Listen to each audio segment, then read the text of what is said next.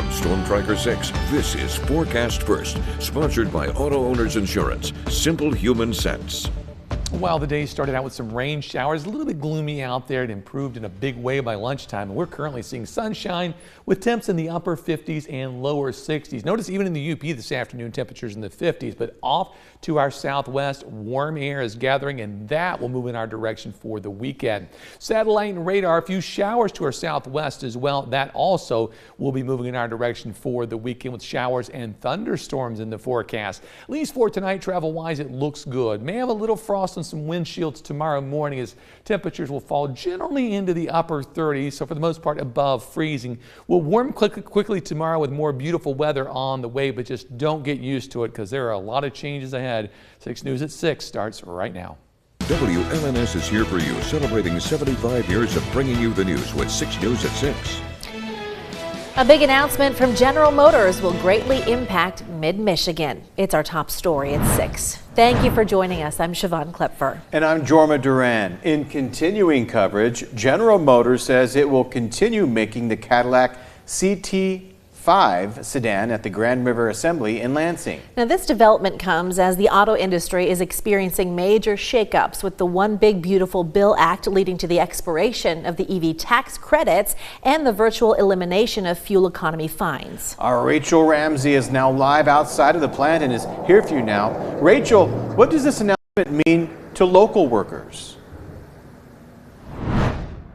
Well, Siobhan, Jorma, this decision by General Motors is something to monitor because before the announcement came down, the plan was to shift the Grand River Assembly to electric vehicle production. However, last week we told you how the U.S. Department of Energy was considering revoking $500 million that was set to help this plant convert to electric vehicle production. Now, General Motors has said that they plan to expire this CT4 in the middle of June of 2026 and the CT5 current generation at the end of 2026. A spokesperson for the Grand River plant says in part, quote, GM will invest more than $1.25 billion to prepare for future vehicle production, including a next-generation internal combustion engine Cadillac CT5 at Lansing Grand River. This is a strong commitment to the long-term future of the plant and GM's wider presence in the Lansing area. Now, the CT4 is the second vehicle to be discontinued production here at the Lansing Grand River plant in recent years. The Chevy Camaro was discontinued in 2023. GM has not said when the new generation of the CT5 will be released, and we do have a message out to the UAW to see how workers are feeling about all of these changes. Here for you live in Lansing, Rachel Ramsey, 6 News. Rachel, thank you very much. The U.S. Supreme Court has decided to decline to hear an appeal from a Michigan Republican who signed a document falsely claiming President Trump won the state's 2020 presidential race. Clifford James Frost says that Michigan Attorney General Dana Nessel's criminal case against him and 15 other fake electors was pursued in bad faith and asked the justices to block it from moving forward, even though last month a Michigan judge dismissed the charges against Frost and 14 other defendants after determining the state did not have sufficient evidence to prove intent. Well, more people are dying on Michigan roadways. That's according to new numbers from the state. Officials say since last week, 28 people have died on Michigan roads, bringing the yearly total so far to 823 road deaths. 133 more people were seriously injured, and that statewide total is 4,343 so far this year. Compared to this time last year, there have been 5 more deaths, but 55 fewer serious injuries. After 4 years in office, Jackson Mayor Daniel Mahoney says he is now seeking re-election when his term ends. Yeah, and 6 News Jackson Bureau reporter Sean Graney was at City Hall today, and he's here for you now with the reaction from voters and city leaders. Mayor Daniel Mahoney says it's time for new leadership, and that means changes on the horizon for Jackson. Here at City Hall, officials and the community are reflecting on his impact and the road ahead. When you become the mayor of a town, you kind of take on the persona of the community. Former Mayor Derek Doby says he spoke to Daniel Mahoney before his announcement at a city council meeting Tuesday. He says Mahoney is stepping away from public office to focus more on family and faith. When I stepped back from running for a third term, I was going through some similar struggles in my life. Serving as the city's first African-American mayor in Jackson history, Dobie says Mahoney will be remembered for focusing on new downtown business development, improving housing, and growing a city that residents can be proud to call home. You've seen a lot of growth downtown, a lot of new businesses coming in, a lot of investment in our infrastructure, and a lot of investment in our people, and thinking differently about the ways in which we can deliver services. Greg Sprague is a sales manager of Nostalgia Inc. in downtown Jackson. He says he hopes the next mayor pays attention to all aspects of downtown, as well as helping surrounding townships thrive. And just making sure that the townships outside, if they need help with stuff if they can help, that they are. I reached out to Mayor Mahoney and council members for a comment and have not heard back yet. Stay with 6 News as we learn more about this developing story. Here for you in Jackson, Sean Graney, 6 News.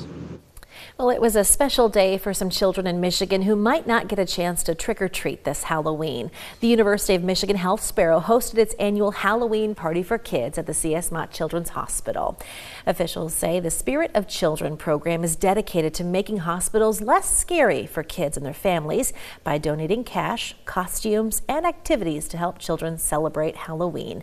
Today, the hospital system's youngest patients had the chance to choose a costume, enjoy some snacks, and participate in crafts. If they can do those things while they're here, still be a kid, get to do those fun festivities, it's so great to have them enjoy those activities even when they're sick. The easiest way to help out with Spirit of Children is shop your local Spirit Halloweens.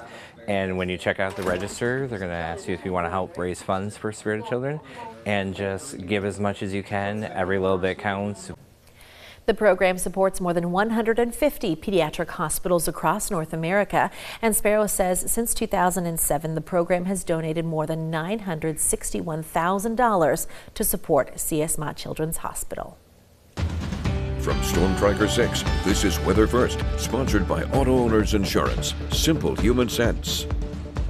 This evening, like yesterday, will probably be another gorgeous sunset, probably a great sunrise out there tomorrow. There are occasionally some times that our Picks on 6 Pick of the Day shows that locations really are named very well for the pictures. Check out this shot from Kimberly. Pleasant Lake, and boy, this is a pleasant looking shot, isn't it? Beautiful time out on the water. You got just that right sun angle where you've got some reflection off the clouds, off the water, and it made for a spectacular picture. Well done, Kimberly. To have your photo uploaded onto our server and potentially show up on our newscast, just head to WLNS.com/share and upload away. We've got some really gorgeous ones coming in this time of the year. We've also got some good news and some bad news. The good news is we need some rain. That is on the way. The bad news is the weekend looks like the most likely time frame, and some of it could be locally heavy. In terms of the chances each day, no real threat tomorrow. Friday, there could be an early morning shower and then again late Friday night, but it's Saturday and especially into Sunday where we'll see the bulk of the rainfall, and that could be a chilly rain on Sunday with a lot of wind.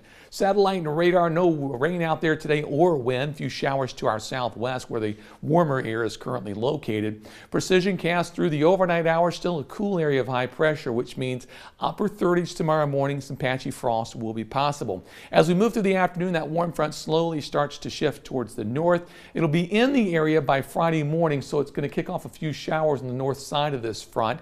Once this front clears the area during the afternoon, well, then we'll see a return to dry weather, although we'll probably still hang on to a lot of clouds, and then rainfall to our west will begin to shift in our direction for Friday night. Temperatures currently upper 50s and lower 60s. It feels very nice once again this afternoon. Current conditions of the Skyview network, 60 in St. John's, 200s of an inch of rain. That's all we could muster out of last night in this morning's storm system. Capital Cam, blue skies, 59 degrees, winds at 5, 300s of an inch of rain. So as you can see, very light totals all across the viewing area. In Grand Ledge, 54% humidity, 59 degree current temperature, 207 inch of rainfall. Second day in a row we haven't registered any wind on our weather sensor. closer. Jackson Cam, speaking of the beautiful sunset, it's in progress right now. 61 currently in Jackson, 307 inch. And our big winner as far as rain's concerned was Hillsdale with 5 107 inch. Very light in Hillsdale as well. Current temperature 58 degrees. Winds are calm. For tonight, with those light winds and clear skies, we'll see overnight lows near 37 degrees. That's probably cool enough for a little bit of frost here and there. Moving into tomorrow, sunshine as we head through the morning hours, through the afternoon hours.